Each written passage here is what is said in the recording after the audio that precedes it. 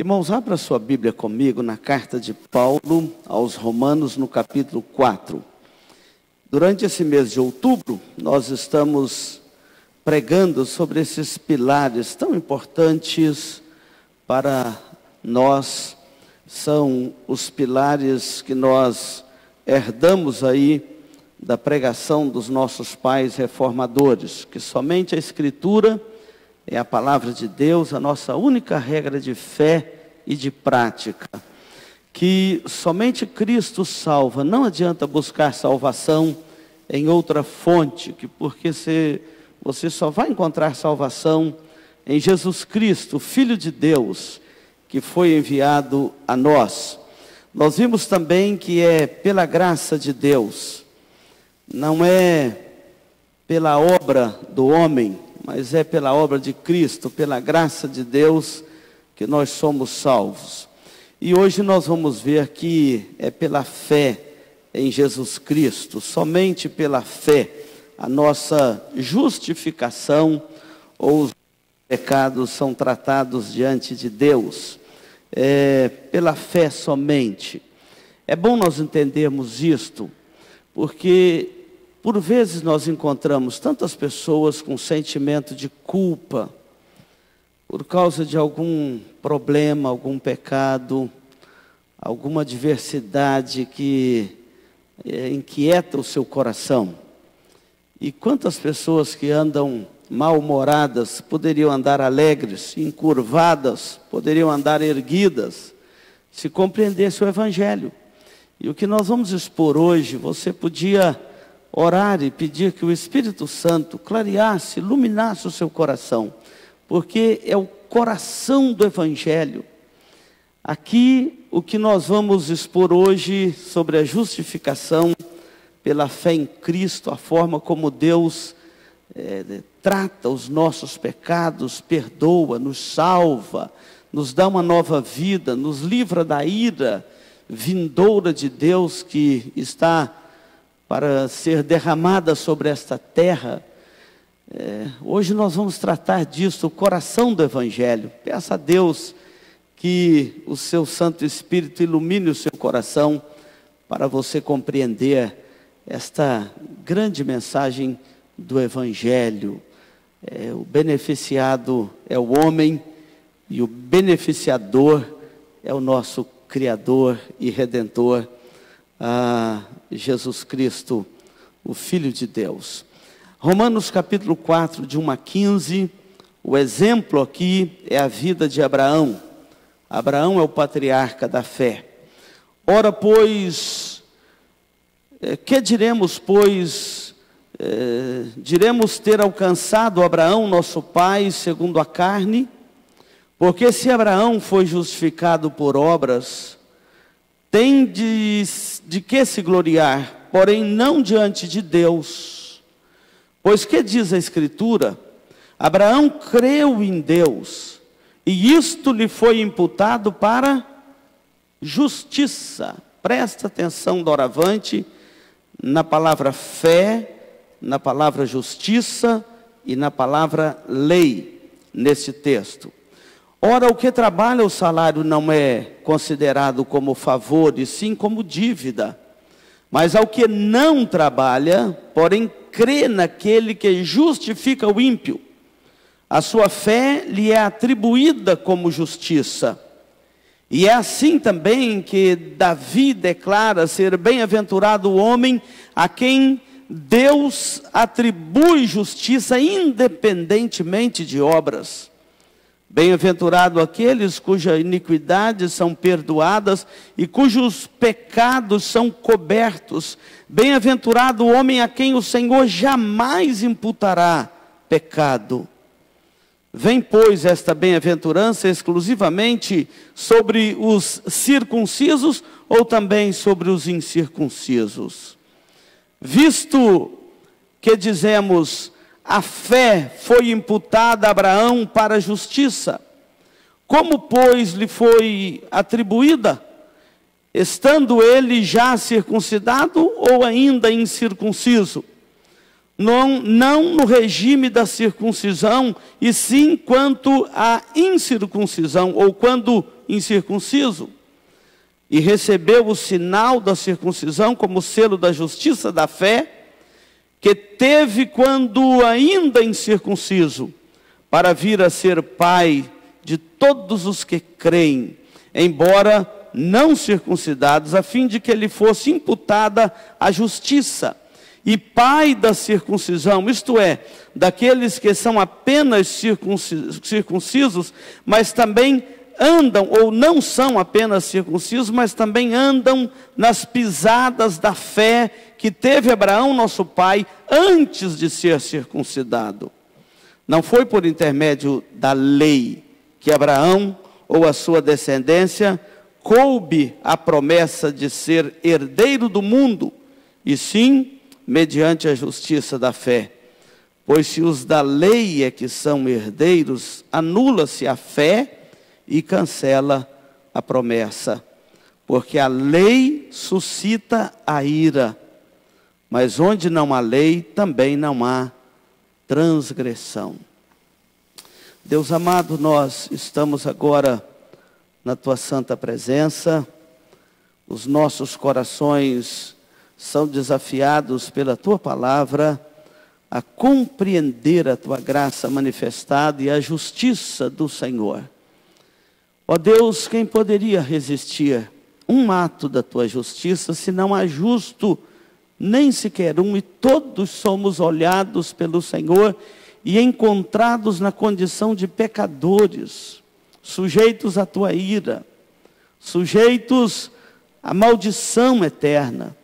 Ó Deus, se o Senhor não tivesse compadecido de nós com profunda misericórdia e graça, e vindo até nós, na pessoa do Teu Filho, para nos oferecer a Tua salvação, e nos salvar, e nos redimir, e nos perdoar, que esperança poderia haver para o homem nesta vida?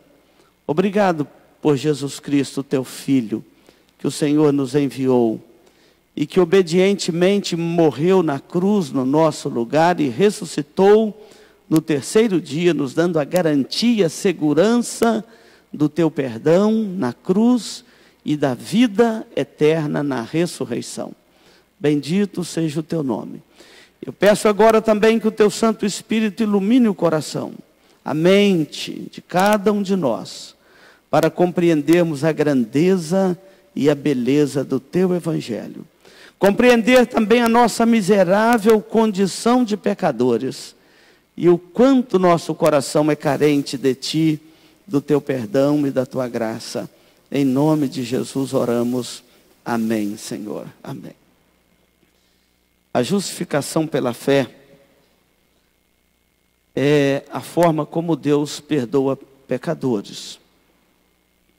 Eu quero fazer uma pergunta para você, e é uma pergunta que você precisa de responder diante de Deus com muita sinceridade. Como que você trata os seus pecados diante de Deus? Eu vou repetir. Como você trata os seus pecados diante de Deus? Porque Romanos, Paulo escreve essa carta, e primeiro ele mostra que os gentios eram todos pecadores. E nasceram também contaminados pelo pecado, e eram todos pecadores. Depois, ele fala que os judeus também eram todos pecadores.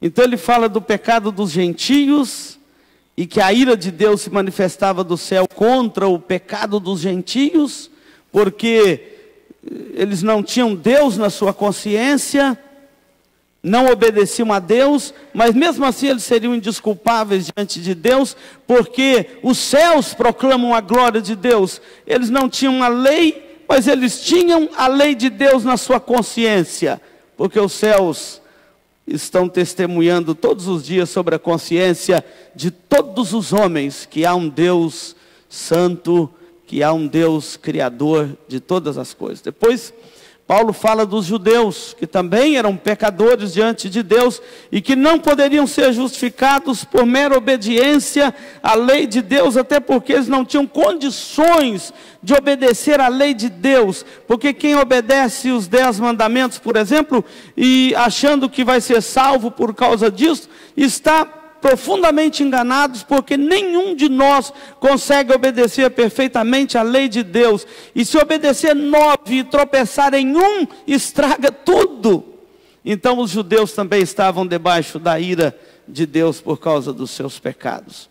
E depois Paulo então fala da universalidade do pecado, quando ele diz que todos pecaram e estão destituídos da glória de Deus, e o pior ainda, que o salário do pecado é a morte. Como você trata os seus pecados diante de Deus? Aqui o texto está falando que Abraão creu em Deus, e isso foi imputado a ele para a justiça, ou para a justificação, ou para o perdão dos seus pecados. Meus irmãos, um dos problemas do homem, por causa da queda e a tendência do coração do homem, é exatamente tratar o pecado de qualquer forma. Por exemplo, a banalização do pecado. Eu quero mostrar isso em 4 tempos para vocês.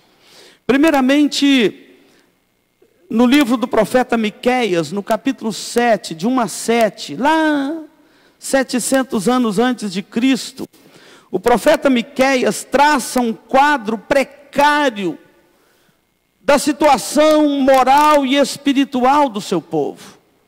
Porque quando o povo começa a fracassar espiritualmente, ele vai fracassar moralmente. Uma sociedade fracassou espiritualmente, ela vai fracassar moralmente, a consequência é natural. Então no capítulo 7, de 1 a 7, se você quiser conferir aí na sua Bíblia, o profeta está dizendo: ai de mim, eu estou perdido. E uma das coisas que ele reclama, ele diz o seguinte: pereceu da terra o piedoso, não há mais pessoas piedosas nos dias de Miqueias. É isso que ele está dizendo, profeta. Pereceu, desapareceu da terra o piedoso. Ninguém mais se incomoda com a imoralidade, com o pecado. E então a descrição do profeta ali, ele trata de traição, ele trata de derramamento de sangue, ele trata de mãos violentas, de corações pervertidos, de suborno às autoridades, de corrupção dos líderes, de maus desejos da alma alimentado dia a dia das formas mais diversas, da falta de afeto familiar. Olha o declínio espiritual de Israel, a banalização do pecado. Talvez quando eu pergunto aqui, como você trata o seu pecado diante de Deus, você nem pensa nisto. Parece até deselegante um pastor ficar de púlpito diante de pais de famílias, de mães de famílias, de jovens, adolescentes e juniores, que as nossas crianças saíram, falando de pecado. O profeta não pensava assim. E ele então conclui assim: por causa desses pecados, vocês vão receber o juízo, o castigo e a ira de Deus. E o pior do que isto, vocês vão ficar numa situação de confusão mental. A confusão espiritual vai trazer sobre vocês uma confusão mental irreparável, a ponto de não ter respeito mais nem dentro de casa. A mãe se levanta contra a filha contra a mãe, a nora contra a sogra, e ele diz lá: os inimigos do homem são os da sua própria casa. E ele diz para a sua sociedade nos seus dias, por causa da banalização do pecado, ele diz o seguinte: eu, porém, olharei para o Senhor, esperarei no Deus da minha salvação, o meu Deus me ouvirá. E 2 coisas o profeta Miqueias trata ali do pecado do povo. O que é pecado?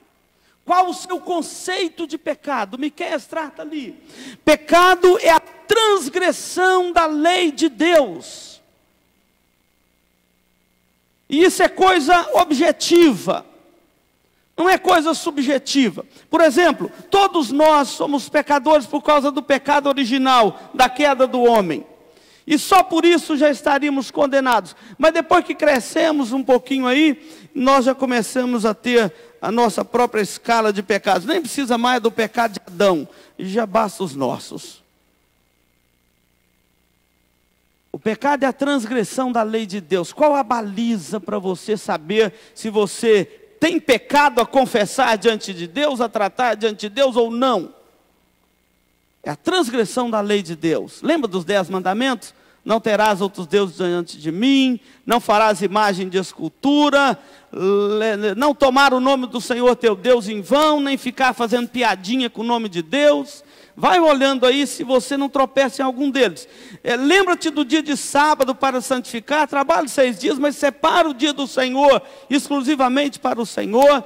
Honra teu pai e a tua mãe, não matarás, não furtarás, não adulterarás, não dirás falso testemunho contra o teu próximo, não cobiçarás a casa do teu próximo. São os 10 mandamentos. Pecado é a transgressão da lei de Deus. E o conceito bíblico de pecado, além da transgressão da lei de Deus, agora vem o porquê você fez isto. Já que o pecado é a transgressão da lei de Deus, a pergunta é, e por que você transgrediu a lei de Deus? Ele é tratado como a rebelião do coração do homem contra Deus. Pecado é mais ou menos como se você fizesse uma parceria, uma aliança com o diabo para transgredir e rebelar-se contra Deus. A coisa é séria, senão você não vai saber o que é isso, a banalização do pecado.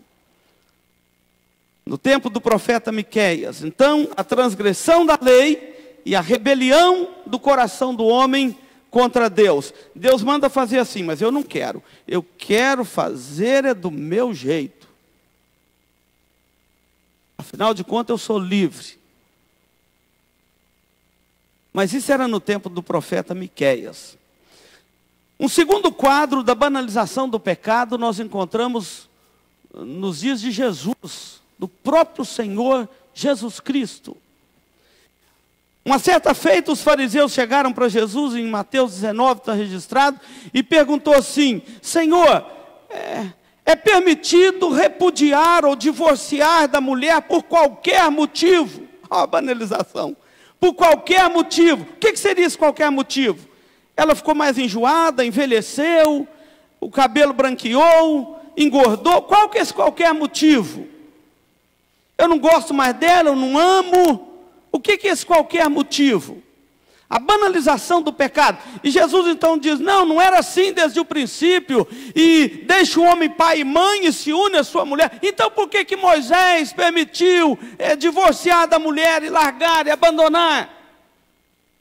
E Jesus fala, é por causa da dureza do coração pecaminoso de vocês, mas não era assim desde o princípio. A Bíblia permite o divórcio em 2 situações: em caso de adultério, que é a relação sexual ilícita, ou em caso de deserção, abandono do lar, um abandonou o outro. Mas a banalização, tanto que Jesus expõe a lei de Deus em Mateus capítulo 5, 6 e 7, que nós estamos estudando aí nos grupos familiares, e Jesus então diz, eu não vim revogar a lei, eu vim cumprir a lei, e não passará um i, nem um tio desta lei, eu vim cumpri-la, e tem uma coisa, eu vim aprofundar a interpretação da lei. Vocês estão interpretando a lei de forma rasa, eu vim aprofundar. Por exemplo, se a Bíblia, se Moisés disse lá nos seus mandamentos, não adulterarás, eu digo, aquele que olhar para a mulher com um olhar impuro no coração já adulterou com ela. Jesus aprofundou a interpretação da lei de Deus, e ela ficou ainda mais difícil para qualquer um de nós cumprir. Se você dependesse de uma obediência sadia à lei de Deus, você já estava no inferno.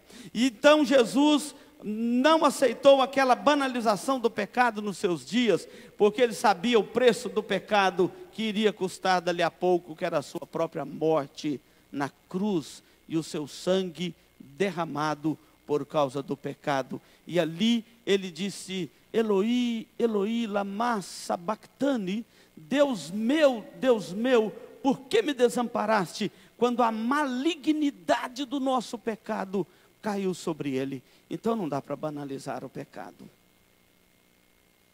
A pior banalização do pecado que temos registro depois na história da igreja foi no final da Idade Média. Terceiro episódio histórico da banalização do pecado. No tempo do profeta Miqueias, nos dias de Jesus e agora nos dias de Lutero, o reformador.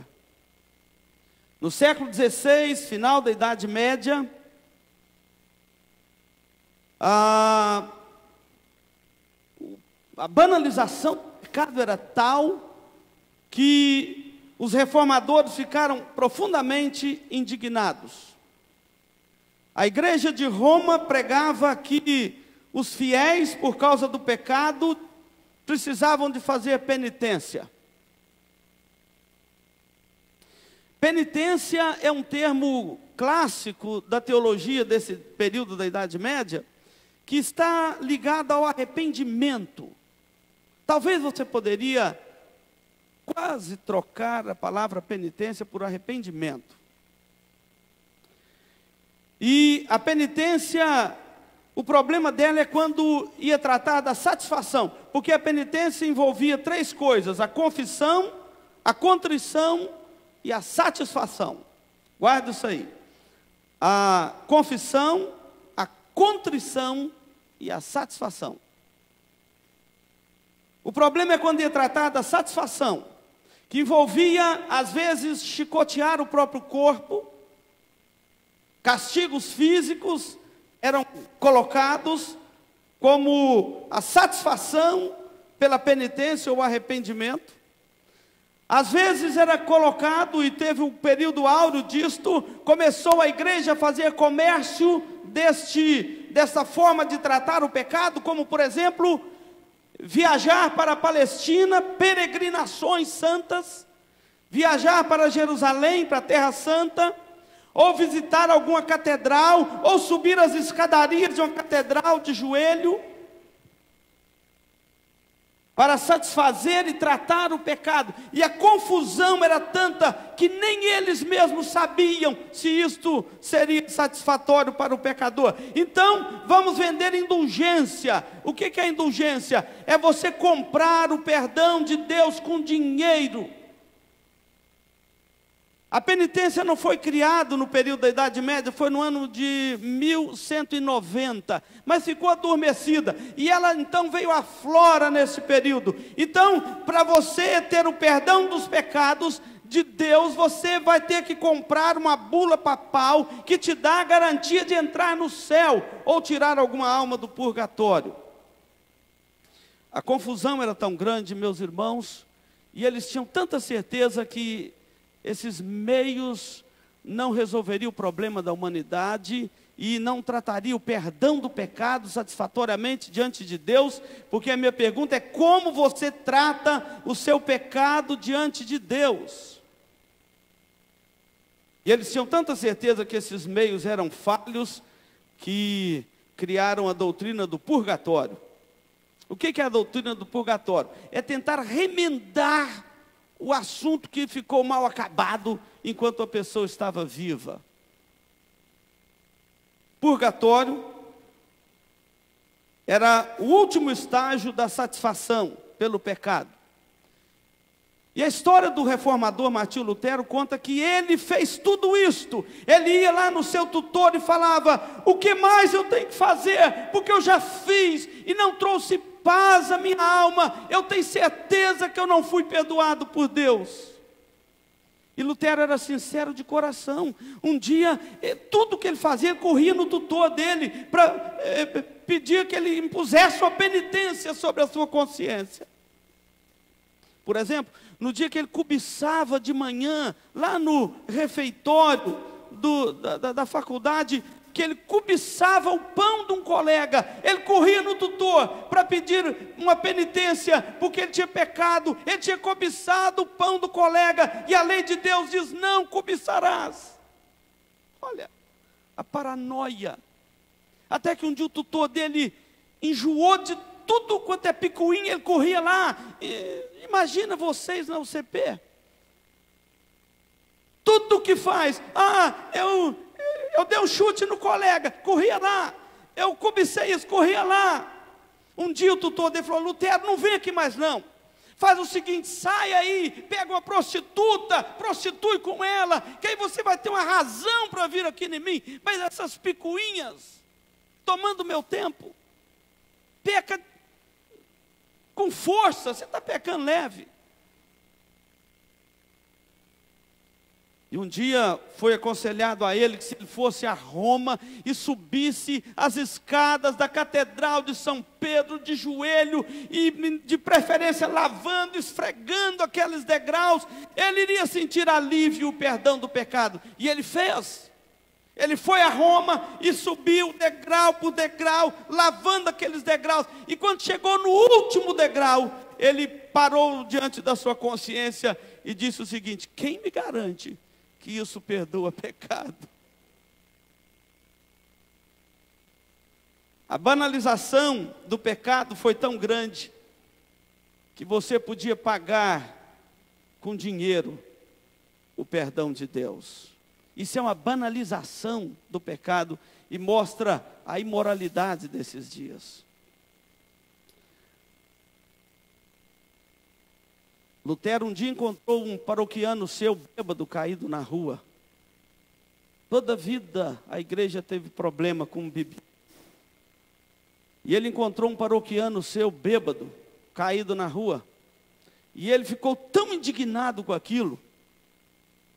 E ele então disse o seguinte para ele: como que você tem ouvido o Evangelho, tem ouvido a palavra de Deus, é um religioso e nessa forma, nessa condição? E o paroquiano olhou para ele rindo e enfiou a mão no bolso e caçava, até que achou um papel todo amassado e arrancou do bolso, ficou sacudindo para o lado de Lutero: está aqui, ó,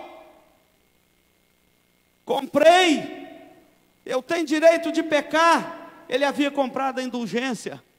E falou: então perdoado e pago os meus pecados que eu fizer agora e até para depois da morte. Nem no purgatório eu vou passar. Foi uma das maiores indignações de Lutero com a banalização do pecado. É o terceiro tempo da banalização do pecado. O quarto tempo é agora, o nosso tempo. A banalização do pecado é uma coisa terrível, irmãos, nos nossos dias. A consciência não arde mais. Eu te pergunto, qual a última vez que você chorou diante de Deus de arrependimento dos seus pecados? A banalização do pecado. Aliás, pecado? Existe isso, pecado? Cantaram aí que não tem mais pecado do lado de baixo do Equador. Da linha para baixo aí do Equador não tem mais pecado. Aliás, pecado hoje não é mais pecado, é um desvio psicológico. E essa pessoa é bipolar, por exemplo. Não é pecado. Ou então, se é uma criança, é síndrome, eu até esqueci, tem tanta síndrome, mas é de mau comportamento social, por exemplo. Nem lembro o nome da síndrome, mas tem um nome. O menino é agressivo, violento, ninguém pode corrigir, porque nem pai, nem mãe, nem professor, ninguém mais pode corrigir, tem que deixar o bichinho livre. Então é síndrome de ranhura social, aí, de mau comportamento. Então, aumenta o escritório aí, o consultório de psicologia. Ou então, não é pecado, é problema social. O problema é que a nossa sociedade é injusta e esses meninos são frutos de uma sociedade injusta. Não tem mais pecado nos nossos dias. Violência, agressividade, nada disso. Aliás, vivemos o tempo da liberdade, e esta inversão de valores tem trazido uma crise espiritual, que reflete em crise moral, crise ética, nos costumes, é a banalização do pecado nos nossos dias. Só que, quando nós olhamos para a palavra de Deus, nós não entendemos assim. Deus, Ele nunca vai tratar o pecado com essa superficialidade, com essa banalidade que às vezes tem sido tratado nos nossos dias. E a pregação do Evangelho, Paulo está explicando aqui, para você pregar o Evangelho, você precisa de pregar duas coisas: a lei e o Evangelho. Lembra que correu no nosso meio evangélico, e muitos irmãos acreditaram, que nós não estamos mais debaixo da lei, e sim da graça. Que a lei foi até Cristo, e agora nós não estamos mais debaixo da lei, nós estamos debaixo da graça. E esta pregação de graça sem lei, ou de lei sem graça, não tem graça. Essa pregação do Evangelho sem a lei de Deus, você vai falar para o pecador assim: você precisa de crer em Jesus Cristo, porque Ele morreu na cruz pelos seus pecados. E ele pergunta: que pecado? Eu não pequei.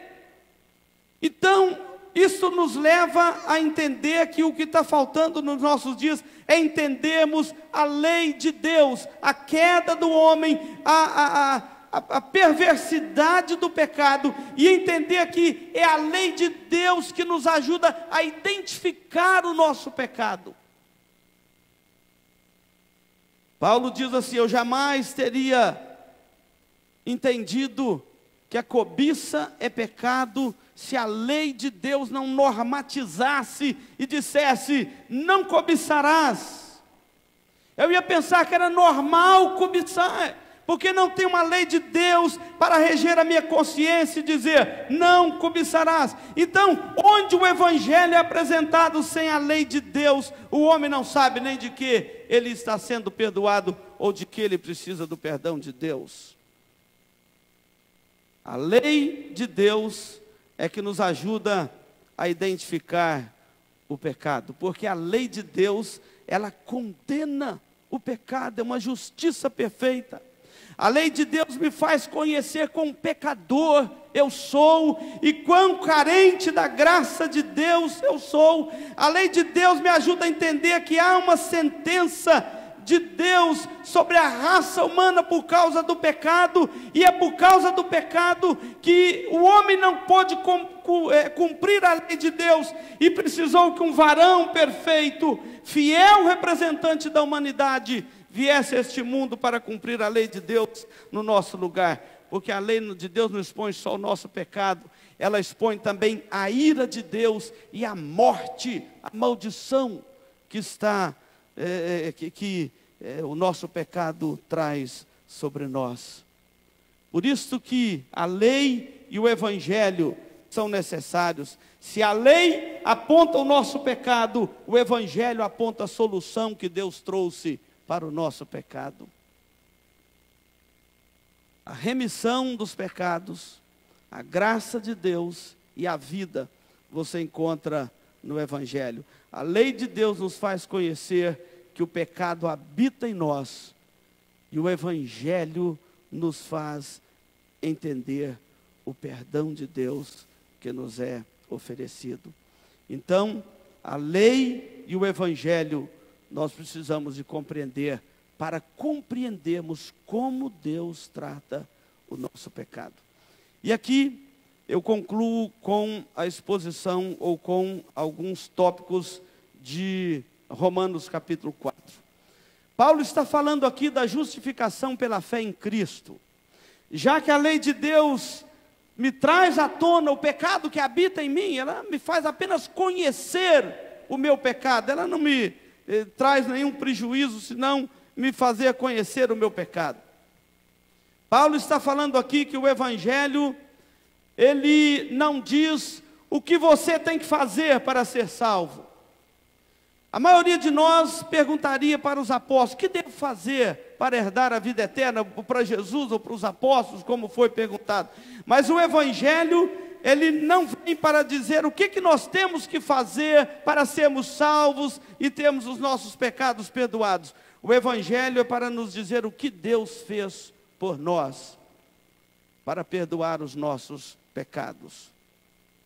E o exemplo que Paulo usa aqui é Abraão. Qual o mérito de Abraão para que a justiça de Deus repousasse sobre ele?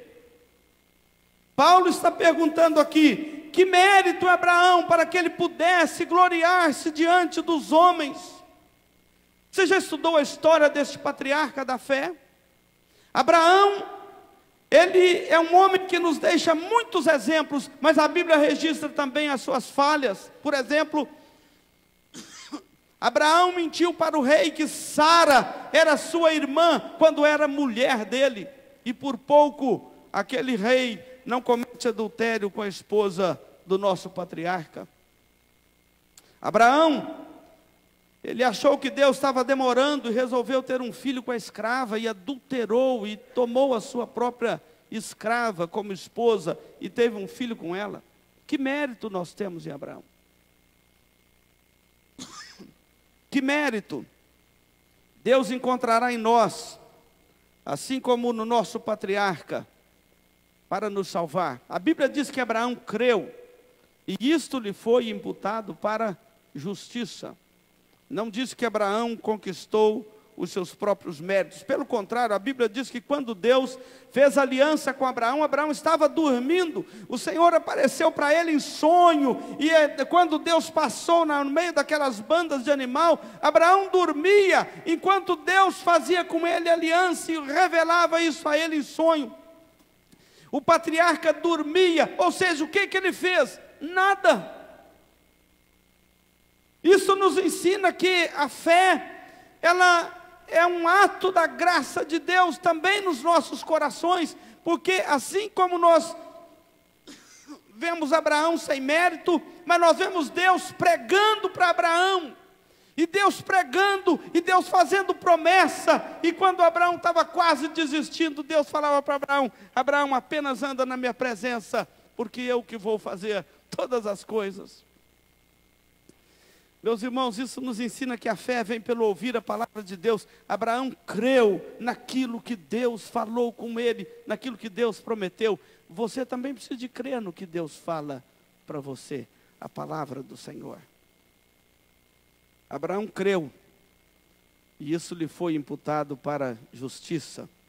Homens pecadores são perdoados por Deus em Cristo. E isto é uma ação da livre graça de Deus.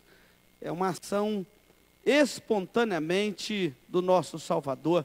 E o ato da justificação é o ato de Deus declarar perdoado um pecador.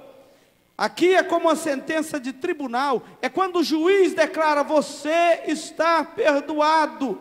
A palavra tecedidec quer dizer: você agora está livre da sua culpa. E aqui eu pergunto por que alguns crentes ainda carregam sentimento de culpa. Se você é justificado pela fé em Cristo, e quando Deus proclama e declara um pecador como justo, ele se torna justo.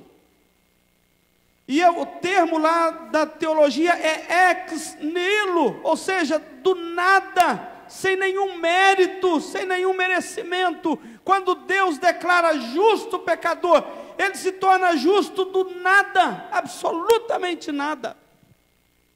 Lembra do ladrão na cruz? Que bom mérito tinha aquele ladrão. Quem já foi visitado aí por um ladrão sabe o bom mérito que tem um ladrão. Ex nihilo, do nada. Quando Deus declara justo um pecador, e nós precisamos entender o Evangelho, porque o Evangelho não é nós conquistando a salvação, é Cristo conquistando a salvação e Deus nos salvando pela sua graça, apesar de nós. Eu quero concluir aqui com algumas considerações. A justificação pela fé é aquela justiça que Deus nos oferece em Cristo. Muitos sentimentos de culpa na cabeça de alguns crentes é porque ele está tentando conquistar a sua própria salvação através da obediência à lei de Deus. Você pergunta a algum crente assim: por que você acha que Deus deveria deixar você entrar no céu? Por exemplo, se você morresse agora, chegasse na porta do céu, e Jesus te parasse lá e falasse assim: Fernando, por que eu devo deixar você entrar no meu céu? O que você responderia? A maioria, muitos de nós responderiam: Senhor, porque eu procurei obedecer a tua palavra, procurei andar nos teus caminhos. Não é assim que a maioria responde? Eu procurei obedecer a tua lei, e obedeceu a lei de Deus. Larga de mentira. Quem de nós obedeceu a lei de Deus satisfatoriamente, e não transgrediu, e está em dia com Deus na sua consciência? Se não fosse pela graça de Deus. Então a justificação é o ato não daquela justiça que Deus cobra de nós, mas é aquela justiça que Deus nos oferece, a justiça do seu Filho. Quando Jesus morreu naquela cruz e levou sobre si os nossos pecados, agora quando nós cremos nele como nosso Salvador, Deus nos cobre com a justiça do seu Filho. É como se nós nunca tivéssemos pecado. É como se nunca tivéssemos pecado, porque a justiça do Filho de Deus foi colocada na nossa conta. Então eu não ando pelos méritos meus, mas pelos méritos de Cristo. Deus coloca na nossa conta os méritos de Cristo e coloca na conta de Cristo os nossos pecados. Isto é a justificação pela fé em Cristo. Quantas pessoas tentando salvar a si mesmo, quando deveria apenas aceitar a oferta do Evangelho. Então, meus irmãos, nós não devemos banalizar o pecado. A lei de Deus é para atestar o nosso pecado, e o Evangelho é para perdoar os nossos pecados. Devemos valorizar a lei e o Evangelho, porque se a lei condena, o Evangelho perdoa o pecador.